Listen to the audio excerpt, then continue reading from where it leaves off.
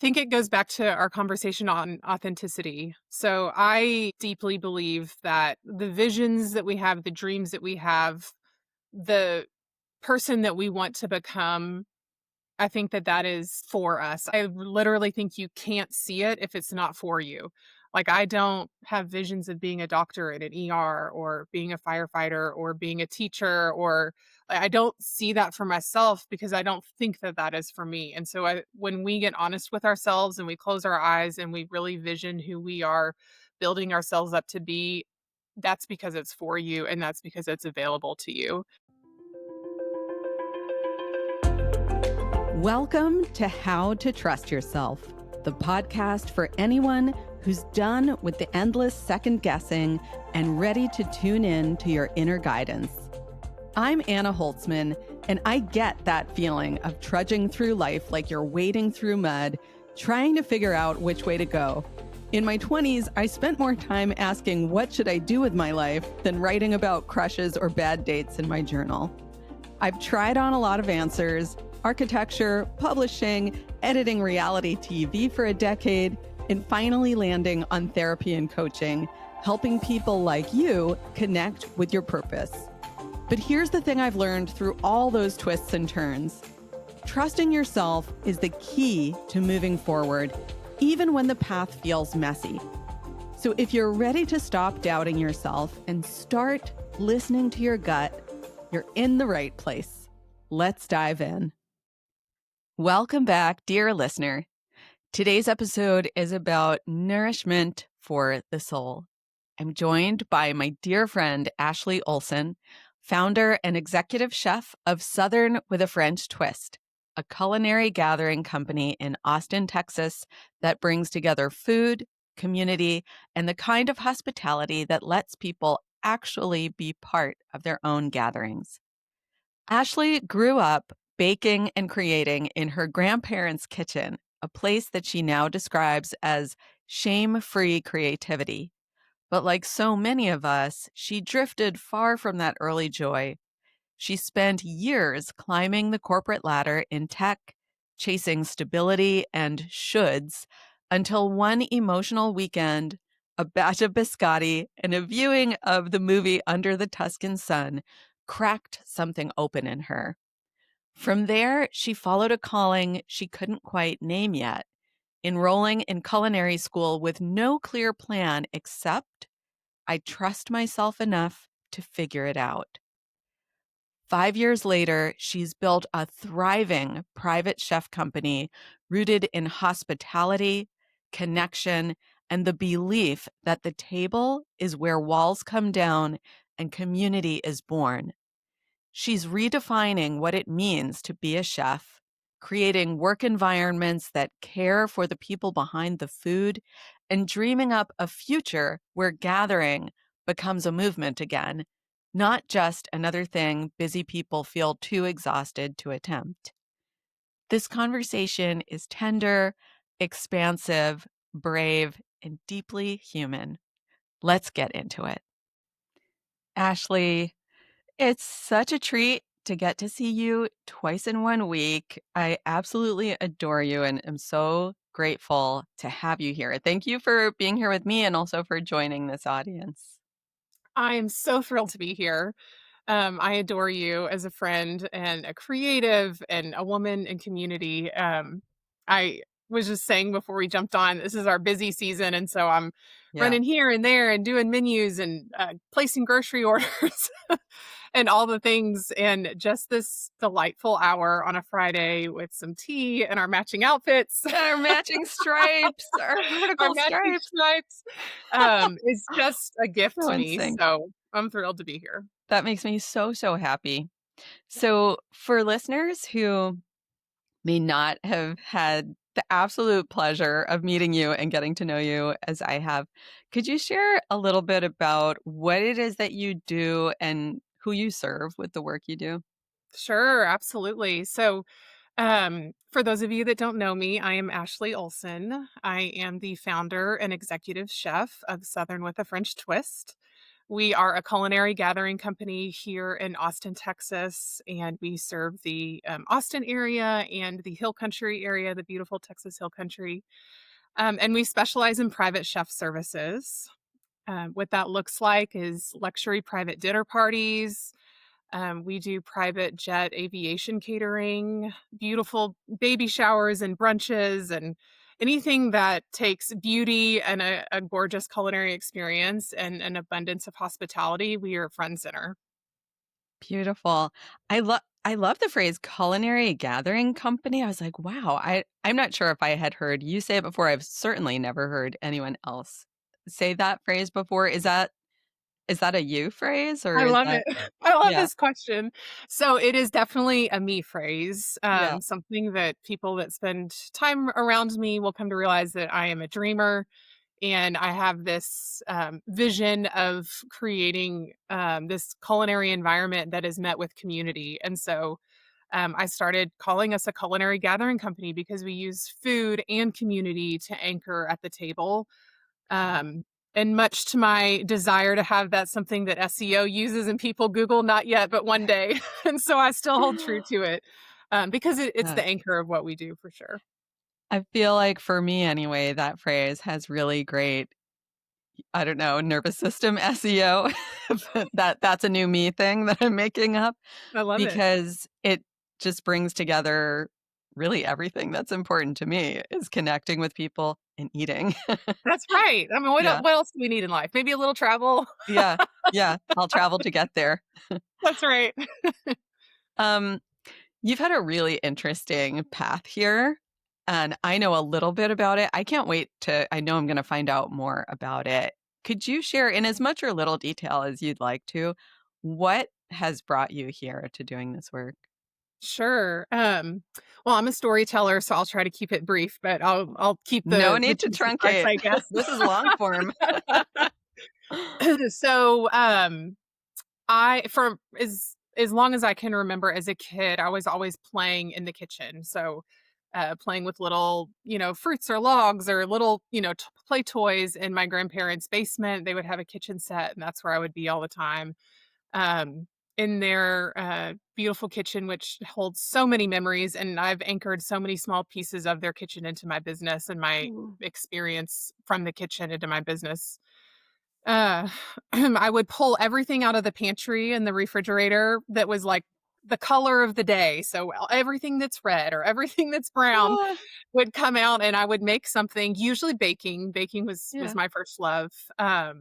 And I would just whip it up and then put it in the oven and then my granddad would try it, bless his sweetheart, every Oh. time. And so it's just that I share the story of being a child because that was something that I wanted, that brought joy and just like shame-free creativity and Mhm. um, just such happy memories, and I think that we all have something like that in our childhood as we were, forming our precious brains and Yes. who we are, that I think is the answer to what we're trying to find. And so I share that and that I then departed from that vision of myself, and as I As so went many of into us do. that's right, that's Yeah. right. So, believing the stories, reading the statistics, what makes the most money, what's successful, what do our Yes. parents want, all that kind of stuff.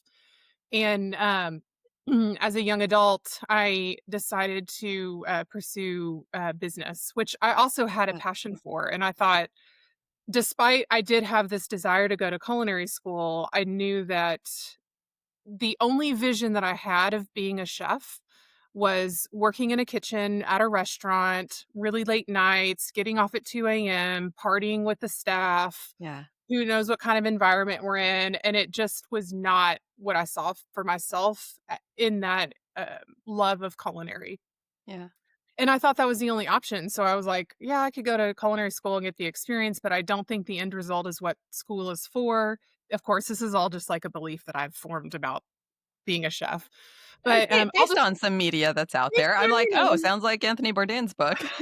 that's right. And, Yeah. it's it's what you see and what you hear, right? Yeah. And, what's available to you and your knowledge base, I guess. And so, went to business school, enjoyed that, still was fulfilled by that, but didn't have that creative outlet in my life that I wanted. I was always cooking and baking and stuff at home, but something was just missing. So, Yeah. anyways, I ended up in Austin, Texas on a whim, sold everything and moved and decided to make this my new home and started chasing the money trail in technology. Yeah. So growing up, we a single mom household of 3 kids, like, money just was not falling out of the trees in our house. And so that was a goal, was like, well, if I can make a lot of money, then all of life's problems are solved and everything is fine. Yeah. So, that was the path that I went down for security, and I just remembered being in my early 30s, well, actually more my mid-30s, and thinking, "This is not what I was created to be." A Mm. stressed out technical program manager is not the title of my life. I feel like everyone I know has their version of that moment, myself included. I think so. I really think so. And I think there's many types of people in the world, but from my experience, I think there's people that can go to work and find much fulfillment outside of work and identity in their life. And I think that is amazing. And I'm 100% not wired that way. Yeah. I always really struggled to separate vocation and purpose. And um finally just was like, well, then don't separate it, you know? Yeah. That is just how you're wired. Like if you truly feel that, then that is okay. And then let's go pursue that. So I remember one weekend that my husband was out of town, well, my now husband, but was out of town, cried my little eyes out all weekend long about my job Mm. and watched Under the Tuscan Sun, which is my like go-to if I need a boost in life. My go-to Yeah. movie, and made a batch of biscotti, which I feel like is very underserved in the world, and decided like I'm gonna go to culinary school. I don't know Yeah. what it looks like. I don't know how it's all gonna happen, but I just remember drawing a line in the sand and was like, I'm not gonna live life like this anymore. We're going to follow where your heart is. And my I husband came feel home so that emotional hearing this, by the way. I mean, well, it was emotional because I was crying my eyes out. Oh, yeah. But just that, choice to not know what was going to happen, but that I will do this for myself. Yeah. Um, and so when I had that conversation with my husband when he came home, he's my calm, steady, in life, and, like, my Mm. I get to be the wild creative, and he Mm. gets to be the calm man in the boat. Yeah. Bringing me in. And, he was like, "Okay, well, what's the plan? What are we gonna do? How are we gonna do this?" Which is normally questions that I would go through, and I had looked at him and said, "I have no idea. I have no idea how I'm going to do this. I don't know what I'm gonna be when I get out." He's like, "Well, are you gonna open a restaurant? Are you gonna do this? Or you not?" And I said, "Well, I know I'm not gonna open a restaurant. I don't think that's it, but I don't know what it is." Yeah. And just standing firm in that, and I remember telling him specifically, "I trust myself enough to know that I'll figure it out." Yes. And that is how this all started. I get so many chills. And, you know, you and I, for our listeners, you and I met in this incredible women's business mastermind experience. And to call it a business mastermind doesn't really do justice to what the experience was. I'm mentioning this because what you just named, I feel like is such an essential part of any journey in life that actually goes anywhere, which is allowing yourself not to know where it's going. And that's such a vulnerable thing. And we need something or someone to hold us in that experience. I'm hearing that in that part of your journey, your husband was that holding container, so to speak. You know, I've just been in a journey of transformation in my business over the last year, and the mastermind we have been a part of was that holding container for me. And something else that just touched me so much, and I feel there's so much universality to this. You were describing your childhood love of baking and playing, and you described it as shame-free creativity, and how we all have that experience. And, for those who are listening, there might even be kind of like glimpses or moments that are coming to your mind that resonate with that idea, and how for so many of us, we're then pulled away from that shame-free creativity for very understandable reasons, looking for stability and a shape to our lives and a path forward. And then for certain ones of us, we reach a point where we're like, I need to return in some way that makes sense in my adult life to that shame-free creativity. Yeah, I agree. I there's two pieces that I wanted to touch on what you said, and one of them was like that safe container, and that very much is how I feel about the table and what inspired me to take like vocation and calling and match that together. And I thought about times in my life where I felt like it was the most meaningful time or the most touching time or influential time. And it was always time at the table with friends. It was Mm. always a lunch with girlfriends or family where you're like bearing your soul. This is what I'm going through right now. This is what my day was like, or this is what a challenging season is like, or this is a serious struggle that I have, or here's something I'm celebrating. And to go and have that time of walls down meeting Yeah, over a meal, um, and then leaving and feeling like, "Oh my gosh, I'm not in this alone." People saw me, my friends saw people that love me saw me. They know where I'm at, they're thinking about me, they're, wishing well for me and they're there for me. I wanted to create those environments as abundantly as possible so we could have more of that in the world, and that is really what shaped the culinary gathering vision, the thought of understanding what private chef services were and being able to have small scale culinary environments. I yeah, think that breaking bread is where the guards come down so much, yes. and so creating those safe spaces and those safe containers are just definitely at a foundation for me and how I went forward with my company. And I forgot the second one. I Is it forgot the okay if second I one. if One I second. respond to that? Yes, yes. Because, you know, I mean, I identify with what you're saying so much, and I've experienced exactly what you're talking about with you, walls coming down over breaking bread at a table, getting the chance to, like, see each other and be seen, and just the incredibly meaningful connection then that forms, and also, like, the personal growth and expansion and how we get to evolve and become and keep becoming through being in those kinds of environments that you've devoted yourself to creating for people. Yeah, yeah, I agree. And I now remembered you were talking about shame-free creativity. Professionally, I have dreams and I have visions for this company and how it can serve our communities. But I also have like a personal vision of this company bringing me back to creativity and going from the tech world, and I was on the management side of things, so I wasn't creating the code that made the thing work. So that creativity was just so starved in my life.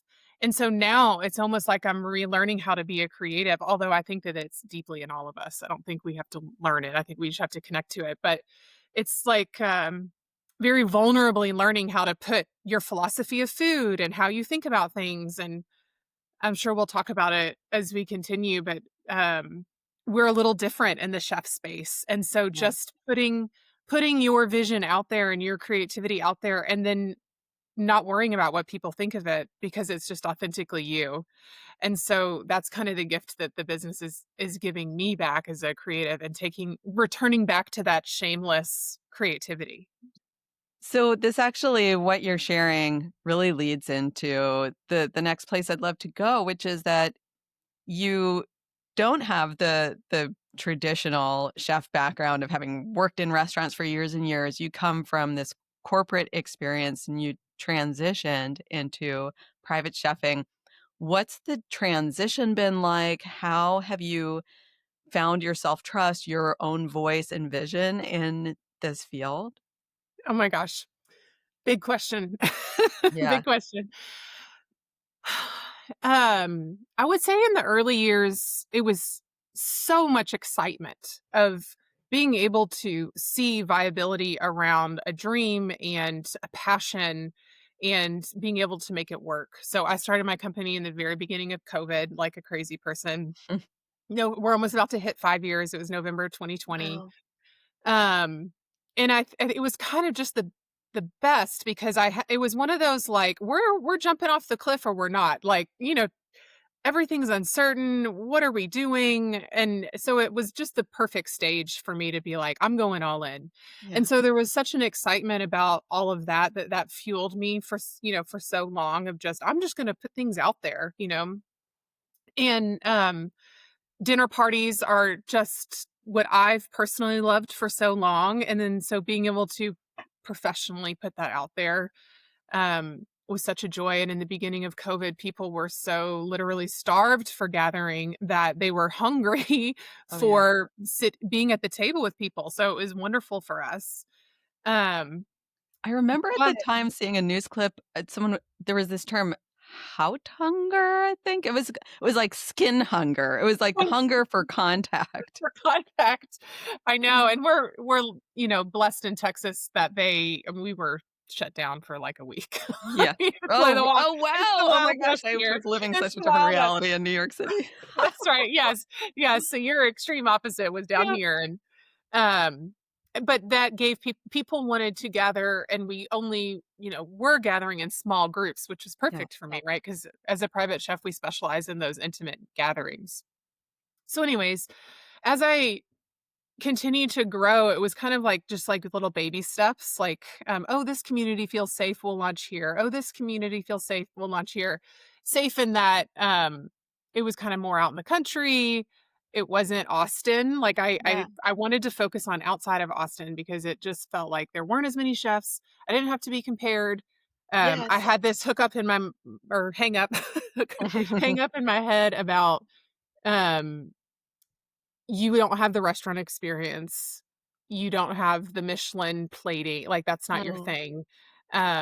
So let's just stay on the outskirts instead of, like, going into the big city kind of feeling. Yeah.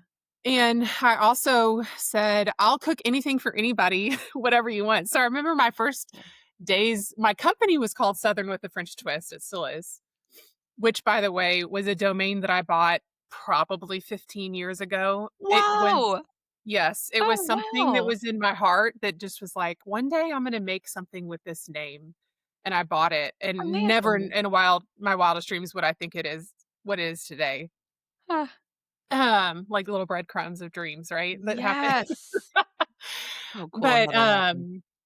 I, uh I said I would cook anything for anybody, even though my name is Southern with a French twist. You want Asian? We'll do Asian. You want, Yeah. Mexican? We'll do Mexican.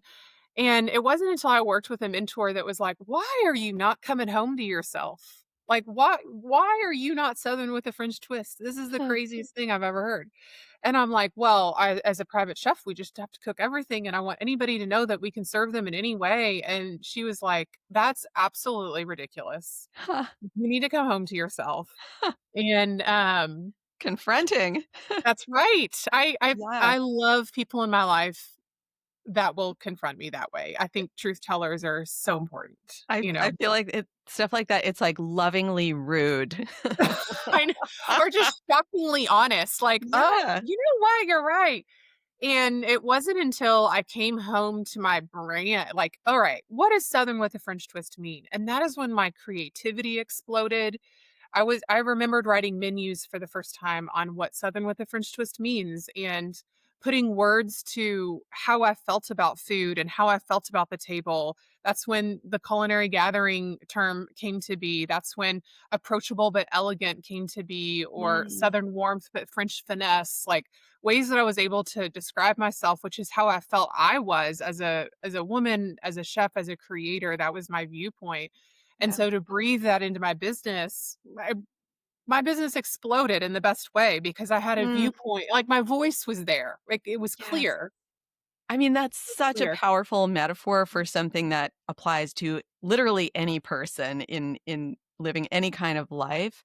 that it's so scary to basically stop shape-shifting and people-pleasing to try to be the twisted up pretzel that we think anyone wants us to be, and just stand there and say, "This is me. Who if you're interested, great."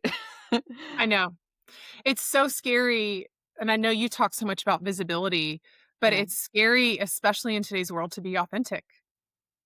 Like, Yes. truly authentic, not showy authentic or flashy or what, but, like, truly just say, like, "This is who I am. This is what I feel like I'm here to learn. This is what I feel like my life is uncovering in this way, unfolding in this way."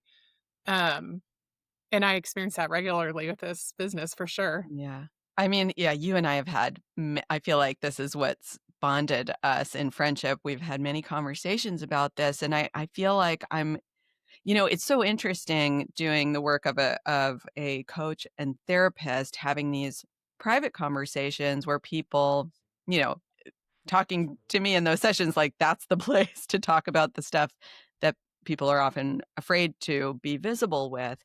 And I'm just hearing this from people in, all different walks of life, identity, different politics, different everything.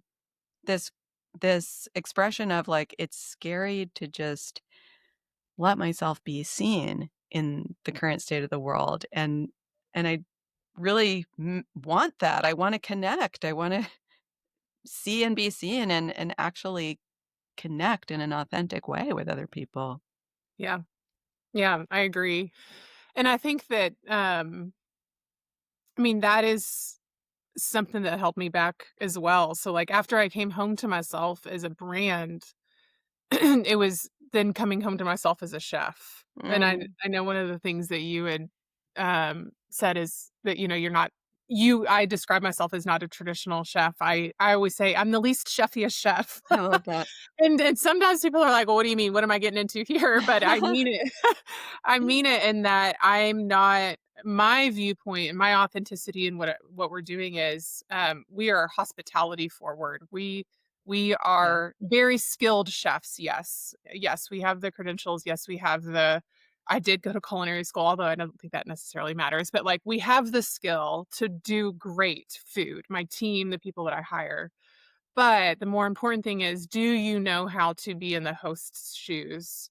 Because we see ourselves as a hospitality forward culinary gathering company, and that we walk in and we co-host with our clients and give them an opportunity to be at the table with their guests. And that is something I just was for the longest time. Like, that's just how I created this company.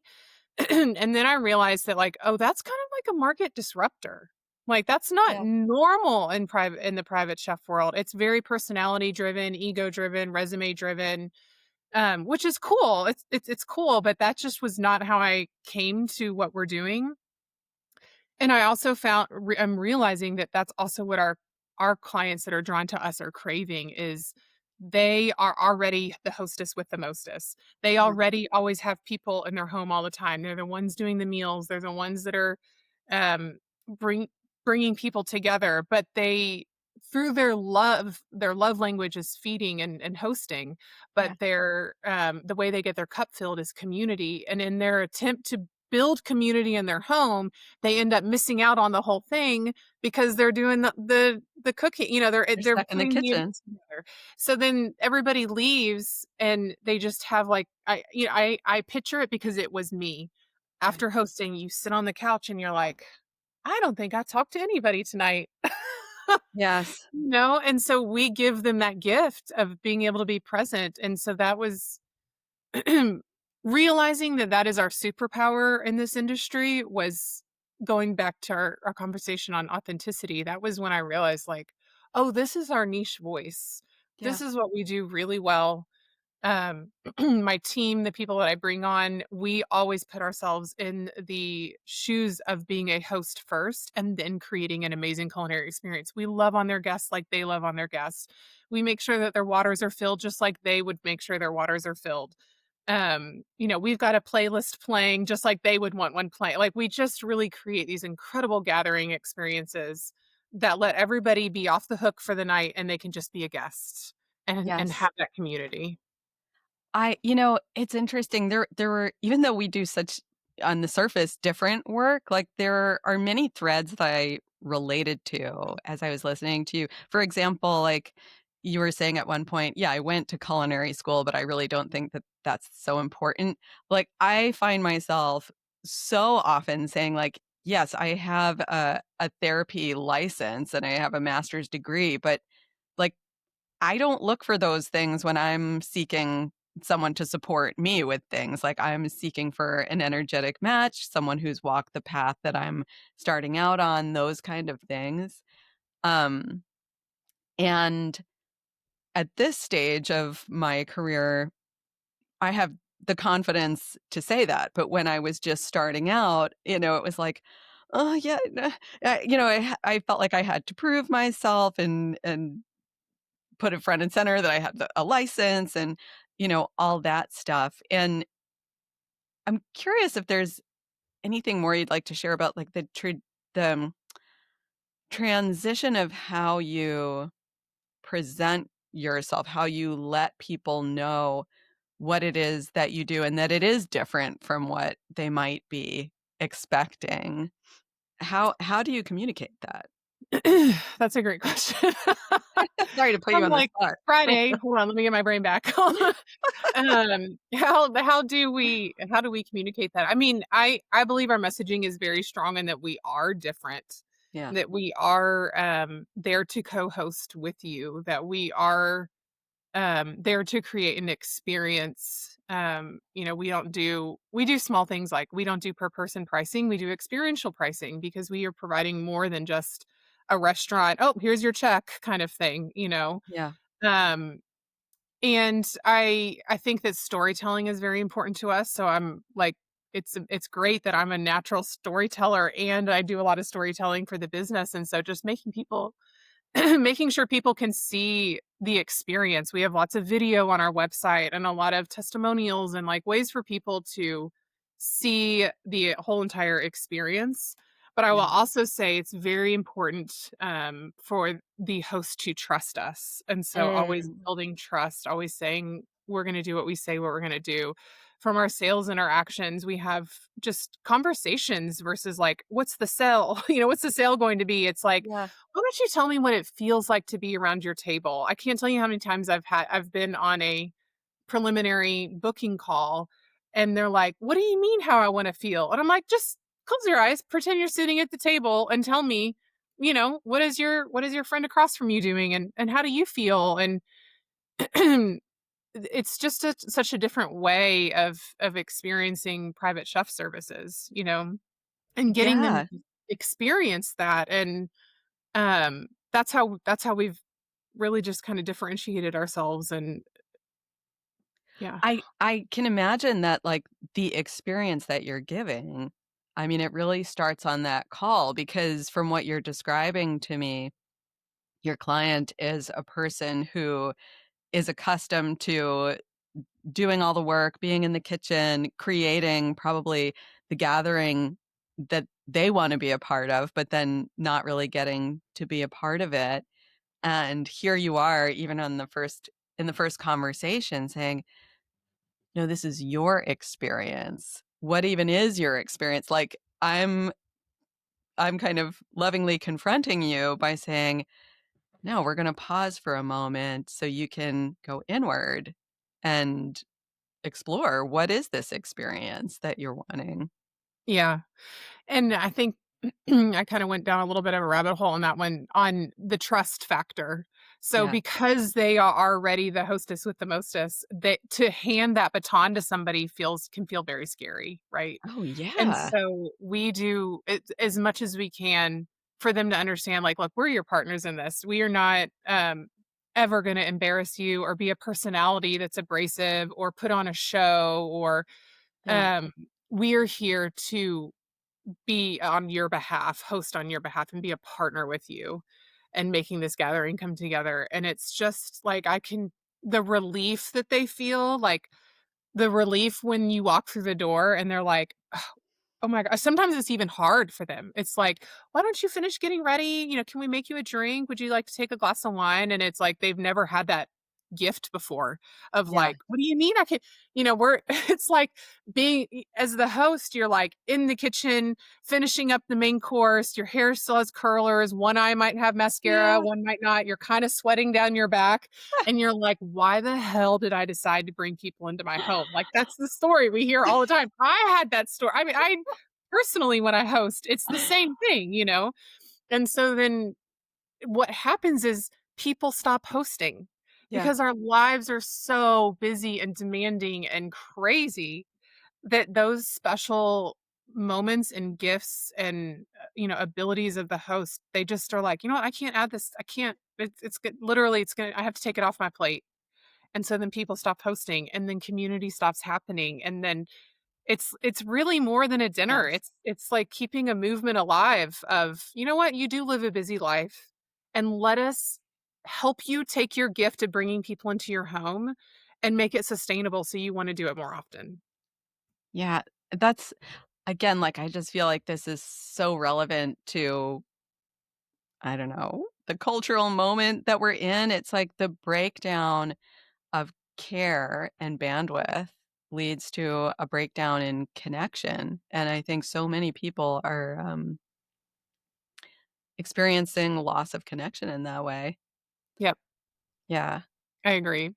I agree. I selfishly not well, no, I mean, I don't know why I said the word selfishly, but, like, deeply, I kinda desire us to have that, um old community style, like where we all relied on each other and we Yeah. asked our neighbor to borrow a ladder versus going out and buy one ourselves, or you know what I mean? Like that Yes. it takes a community, like it really does, but we keep isolating ourselves. And I think it's not even intentionally. It's just in the hustle and the grind and the self-sufficiency Yeah. culture that we forget the lean on your neighbor, lean on your I in the beginning of COVID, I was was starved of community myself, and I knocked on my neighbors' doors to invite them over for dinner or Wow. to take over baked goods or to whatever, and it Oh, took, like, 6 months before anybody would open the door to me, and I'm, like, in their Ring no. camera, like, "I've got a pie."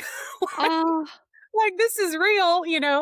And it took months, and I mean, it yeah. shocked me. I was like, "Who doesn't wanna open the door for a pie?" Like, I can't believe this, but I'm honest, and now during COVID, everything was so amplified, but after, like, months of attempting to get all our neighbors together, they slowly started opening their doors, and then eventually we had a weekly supper club on Wednesdays where Oh neighbors came gosh. every Wednesday to our house for years, and we had a Wow. dinner together, I and wish I had been people one of your neighbors. I know, I wish you were too, it would've been so much fun. Yeah. You would've ate really well. Oh, yeah. But, that's just it's not common anymore. Lives are busy, soccer practice, school, blah, it's just Stress. yes. Yeah, Stress. feeling yes, and the whole premise of the dinner was, "Just come." We were in a stage of our life where we didn't have kids, we didn't have it was just my husband and I was Yeah. working from home, just come. We were like, "Bring the kids, bring your workout outfit that you're already in, don't feel like you have to bring anything. If people wanted to, great, but, like, just show up." Yeah. And it was such a special place. I mean, such a special place for so long, and, um, yeah, yeah, it's just community matters. That is really, really touching to me. Yeah, I'm just like, gosh, I am definitely still recovering socially from getting acclimated to isolation during COVID. Yeah, Um, so it's very healing work that you're doing. Um, Looking ahead from where you are now, you're 5 years into this business, which is amazing, by the way. thank you. Congratulations. Thank you. I mean, what a leap of faith, and now you're 5 years in. Do you have a moment now and then to even take a breath and zoom out and kind of, like, look toward the horizon to dream up, like, where do you see this going next or evolving into? Sure. Well, I've always held well, I should say, remember, I'm a dreamer, so the Yeah. dream's big. The dream is big. I've always held on to this culinary gathering piece of things, and really my dream is to have a big brand around that, like a movement and a brand that just is known in the communities, is recognizable. People, oh, Southern with a French twist gathering. Oh, okay, let's go get some dinner plates from them, or let's host our next gathering with them. I my next creative project is a line of high-end hosting gifts. So Cool. just I didn't know beautiful about this. luxury. Yes, it's my current creative project. Um, it kind of stems from this is like in the kindest way, right? Yeah. All the precious tea towels and aprons and oven mitts that are gifted to me as a host over the years. Oh, And I'm like, please don't give me another tea towel or an apron or right. 'Cause everyone's like, "Oh, you're a chef. You this would be right. cute." It's like the thing, but it's like, how about a gorgeous wine coaster Yeah. or, a candle or this amazing bottle of balsamic that they'll really enjoy, or these infused sea salts or this amazing vanilla, extract or something like that. Yeah. So I would love or I'm working towards building this just like beautiful line of hosting gifts that like Mm. are from a host's mind, like what they really, would want. Yes. Right. So smart. Yeah, so that's there, and then I really care deeply about creating a different culinary working environment. It's funny Yeah. because I don't come from the restaurant kitchens, but my team most likely usually do, and they come to me just Yeah. battered. I mean, I'm they're beat thinking of up. The Bear, that TV show The Bear that I Yes. love Oh, yes. watching, but I've heard it brings up, like, PTSD for chefs to watch Yeah. it. Yeah, and so, I wanna create, like, a sustainable work environment for my team and take care of them, I mean, we do small things that matter in their longevity. Do you have the right shoes? Let's go get your feet analyzed. Yeah. Let's take a break and actually have a snack. Like, it's such a grinding and high demanding culture, um, and so I wanna put the same hospitality that I give to our clients to my team, and so one of my dreams one day is to have an award of, like, best culinary workplace. Like, I Oh, think that would be so honorable to create an environment where creatives can come and feel taken care of so they can be their most creative and they can be their most, the biggest contributor to our mission yeah. and know that they have, like, a place to grow and be taken care of and that kinda thing. So that would be just as important to me as the growth of the company. That is so beautiful, and I mean, I feel like you're speaking these words, and it's like that of course that should exist. Um, and how much would just everyone, even tangentially involved, benefit from that? It could only be good. Yeah, I think so too. I think, um, this work can be a grind. I think that there's a reputation for it being that way, and I don't think it always has to be that way. So, Yeah. yeah. I'm having flashbacks to when I used to work as a TV editor. Different field, but the similarity is just that grind, grind, grind, and just punishing hours and body aches and pains, and, um, I just feel like there has to be a better way in every field and industry. Yeah. Yeah. I'm Um, committed to trying to yeah, figure it out. you're definitely the person for it. Thank you. Ashley, I love connecting with you and having conversations with you. You are a storyteller. I so connect to the way you speak. We're coming to the point in our conversation where there are 3 final questions that I Oh, like to ask every okay. guest. And the first of those is, if there is a soapbox message that's infused into everything you do, whether it's the food, the marketing, the hospitality, what would you say that soapbox message is?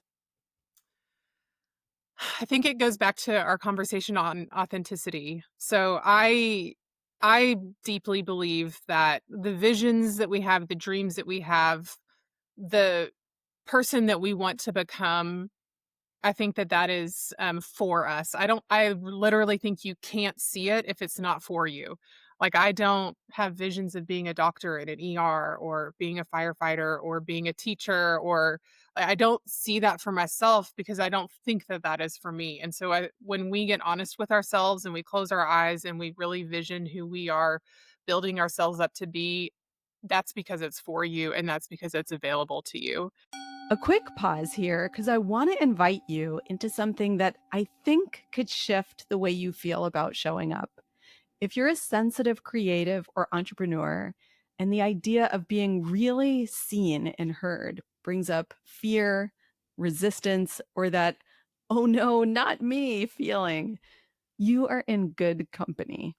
My free visibility workshop, Let Yourself Be Seen, is all about making visibility feel safe to your nervous system and true to you. We'll explore how to work with fear as a doorway into more authentic self expression so you can share the work that matters most to you without pushing, pretending, or burning out. You can save your spot or catch the replay at annaholtzman.com/be seen. Okay, let's get back to the conversation. And so I think that that means to be brave, to be authentic, to continue to discover yourself, to continue to put, take a class in something that you're interested in, or read a book, really read a book that, like, carve out the time, get a cozy, drink and a spot on the couch and let that information go into you on something that you're interested in, and continue taking those little tiny steps to authentically go down that path of who you are to be, Yeah. is probably my biggest soapbox message, and I feel like that is what I do every day myself, is just taking one tiny step to continue to uncover who I see myself as a chef, who I see myself as a business owner, who I see this company that we're creating, how we're servicing our clients, how we're different in the marketplace, taking steps towards those each day by just being authentic. I love that, and I love having conversations like these, across different personalities, different backgrounds, but, like, even different, you and I are in different fields, but that lens, I can then see myself in it.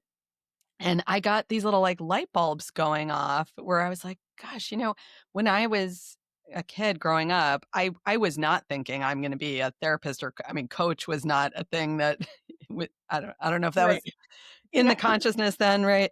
Um, but I didn't picture the work I'm doing now. And yet, when I think about who I was as a kid, my life, my interests was all about these, like, really intense friendships with other girls. Like, I'd have these special friendships that I'd get so drawn into, which is, the relationships that I have with my clients are very close and connected. And I also would pull people together, in I wouldn't call it group facilitation, but I remember I pulled together this sticker club and we'd gather and, this is what we're gonna do. And, what, you talk about your stickers and you talk about your stickers. And I'm like, I am still that same That's right. kid. That's Yeah. right. DNA Absolutely. has not changed. Absolutely. Yeah, I think we all have. I hear all the time people say, "Oh, you're so lucky you get to do what you love," or "Oh, you're so lucky you found what you wanted to do." And I Huh. do not think it is luck. I do not think it is luck at all. I think Yeah. it's an intentional uncovering that we all get to do if we choose to go down that path. And I guess that's my other soapbox Yeah. message. Yes. And it's not necessarily easy. It's No, brave work it's because brave. it involves the not knowing That's process. right. That's right. Yeah. It is brave work, but, like, could you imagine any more worthwhile work of your life? No, absolutely You not. know? Yeah. For the listener who is taking in what you're putting down, they're feeling inspired. Maybe they're feeling inspired to find their path. Um, Maybe they're seeing something in your path that resonates for them and inspires them, but they're also feeling fear, overwhelm. Like, is it really worth going down the road of not knowing? Where do I even start? Are there any words of encouragement that you'd have to that listener? Yes, and this is something that I also give to myself every day. Some days it's hard to receive, but I give myself this every day. So one is just always, start small in the beginning. Your Yeah. steps can become bigger and bigger, but so when I decided I was on the couch, I was like, I'm going to culinary school. Yes, that was a big decision, but then my next step was, well, then why don't I just Google just one Google search to see what schools are out there, right? It wasn't I submitted the application that day. It was let's just come up with a little, a step. The other thing that was huge for me as a business owner and huge for me as a person is when you start audaciously walking in your life and being brave, fear doesn't go away. I thought fear would go away. Like I will conquer it and it will go away and then we're going to move forward and all the things are going to happen. And it wasn't until I understood fear's purpose and that it's here as your friend even though it doesn't feel like it. That it's here just to keep you safe, but as an adult, you get to have the relationship back with it by saying, "Oh, thank you so much, fear, for showing up today. I know this looks really scary and kind of crazy, but I've got it under control. I'm creative, I'm resourceful, I'm curious, and I'm going to keep you in my pocket because I know you're trying to keep me safe, but I know I'm safe." And I'm going to go explore this next thing. It wasn't until I started having those conversations in that relationship with it that things really changed in as far as progressing because then you could just kind of work around put it in your pocket and work around it versus like, why do you keep terrorizing me, you know?" Yes. I mean, I just identify with that so strongly. It's such a big part of the work that I do is around fear. And I'm not sure if this metaphor actually makes sense. Maybe you can tell me.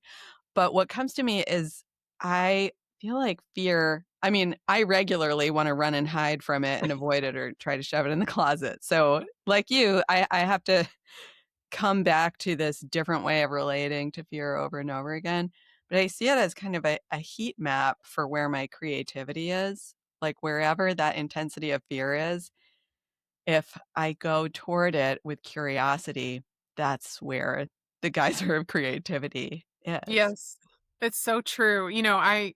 Like, I guess just to be super personal with this, as a business owner, I'm going after big goals that I've never gone after before, which I think are incredibly Yeah. exciting, but it brings fear. And I'm realizing, that I sometimes forget to be curious with it. That's what I always tell myself is be curious, be curious, be curious. But I think that what it looks like for me is physically removing myself from my office into a cozy Yes. chair with, a nice latte or something and journaling.